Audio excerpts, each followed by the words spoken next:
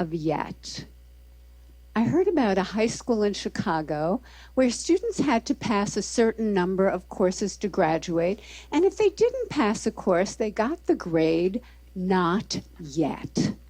And I thought that was fantastic, because if you get a failing grade, you think, I'm nothing, I'm nowhere.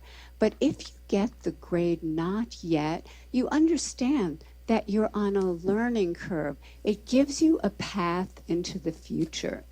Not yet also gave me insight into a critical event early in my career, a real turning point. I wanted to see how children coped with challenge and difficulty. So I gave 10-year-olds problems that were slightly too hard for them. Some of them reacted in a shockingly positive way. They said things like, I love a challenge. Or, you know, I was hoping this would be informative. They understood that their abilities could be developed. They had what I call a growth mindset. But other students felt it was tragic, catastrophic. From their more fixed mindset perspective, their intelligence had been up for judgment, and they failed. Instead of luxuriating in the power of yet, they were gripped in the tyranny of now. So what do they do next? I'll tell you what they do next. In one study, they told us they would probably cheat the next time instead of studying more if they failed a test.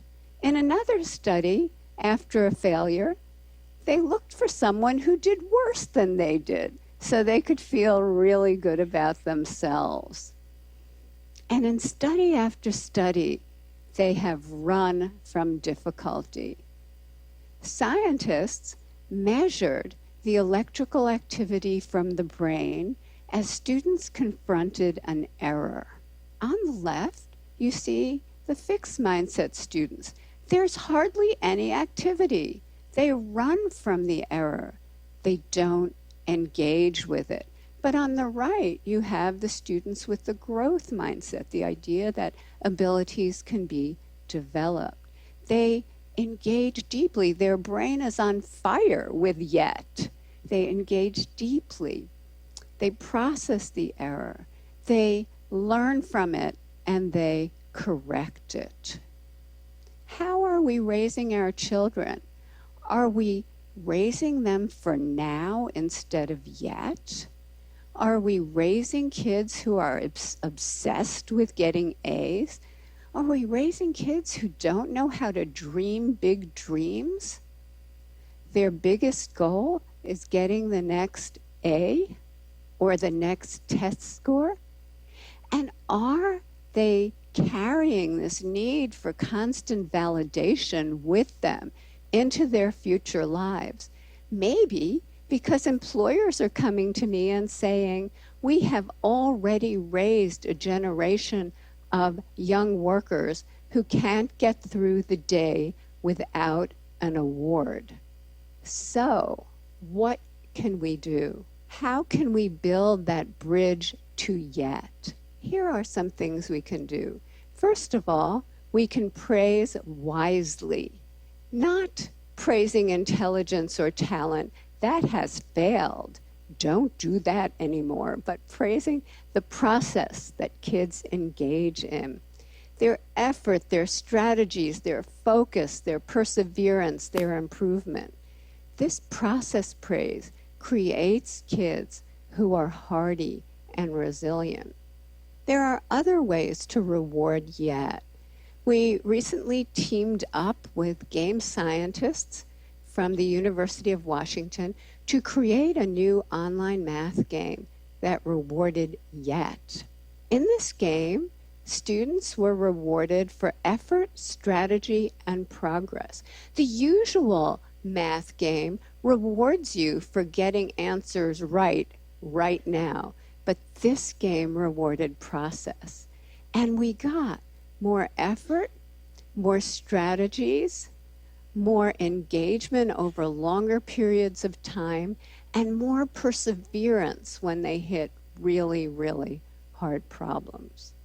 Just the words yet or not yet, we're finding, give kids greater confidence, give them a path into the future that creates greater persistence.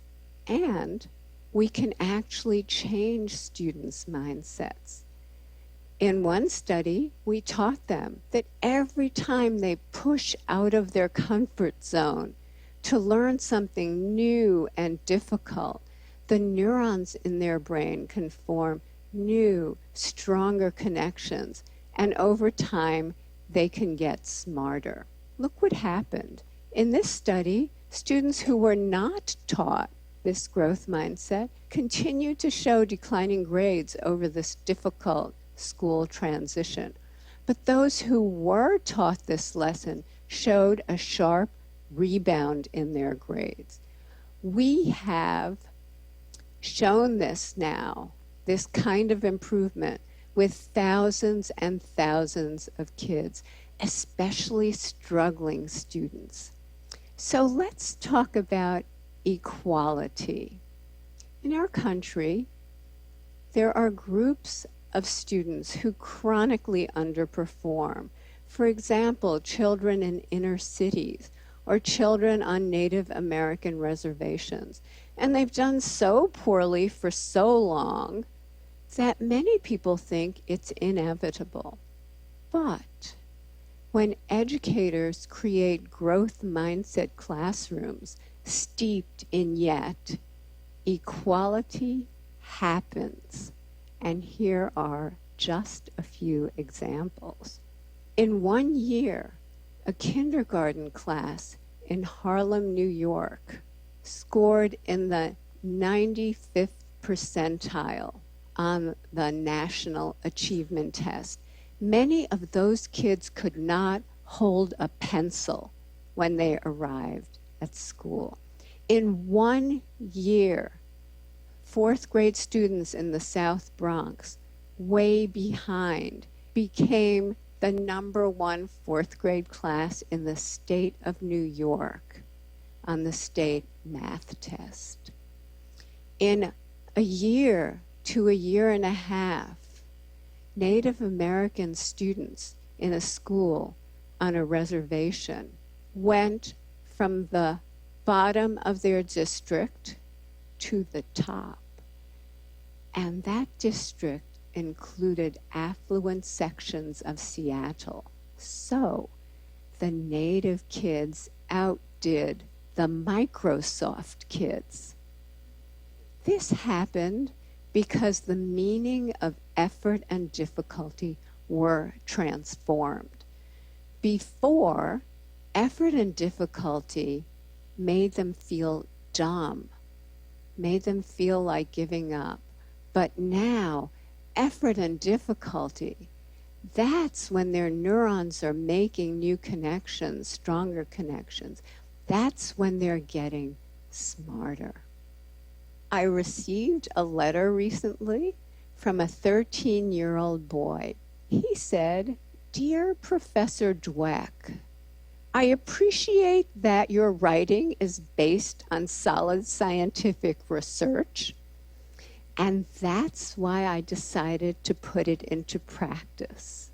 I put more effort into my schoolwork, into my relationship with my family, and into my relationship with kids at school. And I experienced great improvement in all of those areas. I now realize I've wasted most of my life." Let's not waste any more lives, because once we know that abilities are capable of such growth, it becomes a basic human right for children, all children, to live in places that create that growth, to live in places filled with yet.